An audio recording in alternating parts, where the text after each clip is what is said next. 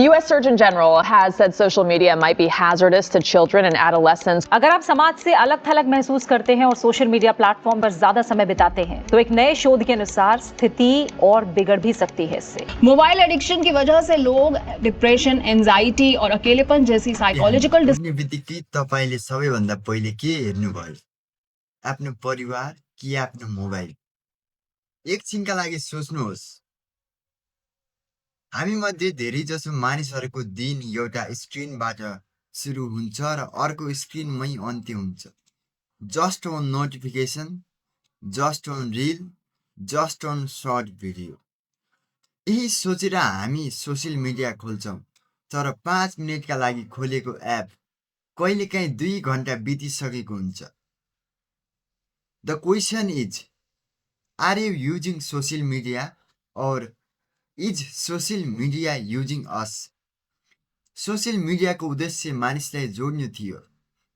फेसबुकले साथीहरू जोड्ने सपना देख्यो, इन्स्टाले जीवनका सुन्दर क्षणहरू देखाउने, टिकटकले मनोरञ्जन दिने। तर आज हामी संसारसँग जोडिएका छौँ, तर आफ्नो घरभित्रका मानिसहरूसँग काटिँदै गएका छौँ। एकै टेबलमा बसेको परिवार, तर सबैको आँखा मोबाइलमा। साथीसँग घुम्न गएका छौँ, तर वास्तविक कुराकानी भन्दा स्टोरी अपलोड गर्न व्यस्त छौँ। हामी सम्झना बनाउनु भन्दा कन्टेन्ट बनाउनु व्यस्त भएका छौँ। तपाईले कहिले सोच्नु भएको छ किन एउटा भिडियो सकिएपछि अर्को भिडियो आफै आउँछ? किन हामी लास्ट भिडियो भन्दै फेरि अर्को भिडियो हेर्छौँ? यो संयोग होइन, यो डिजाइन हो। सोसियल मिडिया कम्पनीहरूको लक्ष्य तपाईलाई छिटो बाहिर पठाउनु होइन। उनीहरूको लक्ष्य हो तपाईलाई सकेसम्म धेरै समय स्क्रिनमै राख्नु, किनकि तपाईको एटेन्सन नै उनीहरूको बिजनेस हो। Your attention is the product. हरेक लाइक, हरेक कमेन्ट, हरेक नोटिफिकेसन हाम्रो दिमागले एउटा सानो खुसीको सङ्केत पाउँछ। यसलाई डोपामिन भनिन्छ। त्यसैले हामी फेरि मोबाइल उठाउँछौँ, फेरि रिफ्रेस गर्छौँ, फेरि स्क्रोल गर्छौँ र यो चक्र रोकिँदैन। Slowly social media become a habit, then it becomes addiction. नेपालमा पनि यो समस्या बढ्दै गएको छ। विद्यार्थीहरू पढ्न बस्छन्, मोबाइलमा एउटा नोटिफिकेसन आउँछ, 1 मिनेट मात्र हेर्छु, तर त्यो 1 मिनेट 1 घन्टामा बदलिन्छ। असाइनमेन्ट बाँकी रहन्छ, पढाइ कमजोर हुन्छ, फोकस हराउँछ र अन्त्यमा हामी भन्छौँ मलाई पढ्न मन लाग्दैन।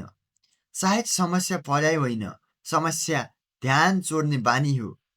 सोसियल मिडियाले एउटा अर्को ठुलो कुरा पनि गरिरहेको छ, कम्प्यारिजन।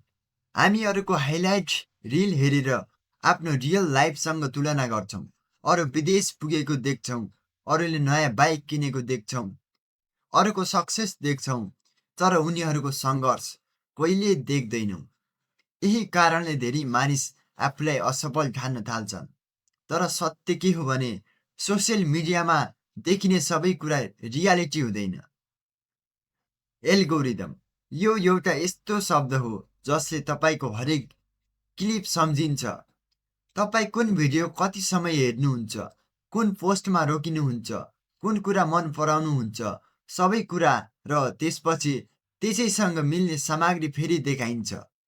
तपाईलाई थाहा नहुँदै तपाईको सोच, तपाईको समय र कहिलेकाहीँ तपाईको निर्णय समेत प्रभावित हुन थाल्छ।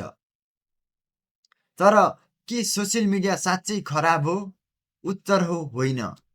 सोसियल मिडिया आफै खराब होइन, यसले धेरै मानिसलाई व्यवसाय सुरु गर्न मद्दत गरेको छ।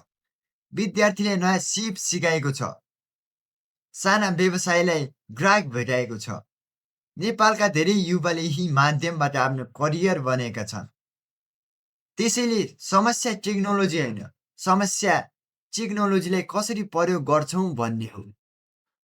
कल्पना गर्नुहोस्, यदि तपाईले दिनको 2 घण्टा कम स्क्रोल गर्नुभयो भने 1 वर्षमा 100 घण्टा बच्न सक्छ।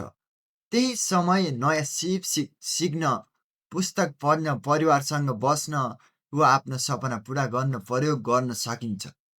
अन्त्यमा म तपाईसँग एउटा प्रश्न सोध्न चाहन्छु, 10 वर्षपछि तपाईँ आफ्नो जीवन फर्केर हेर्दा के तपाईँलाई हजारौँ रिल्स सम्झना हुनेछ कि तपाईँले बितेका वास्तविक क्षणहरू? Remember, technology should be your tool, not your master. Use social media wisely. Don't let it steal your time, because time is the only thing you can never get back. धन्यवाद।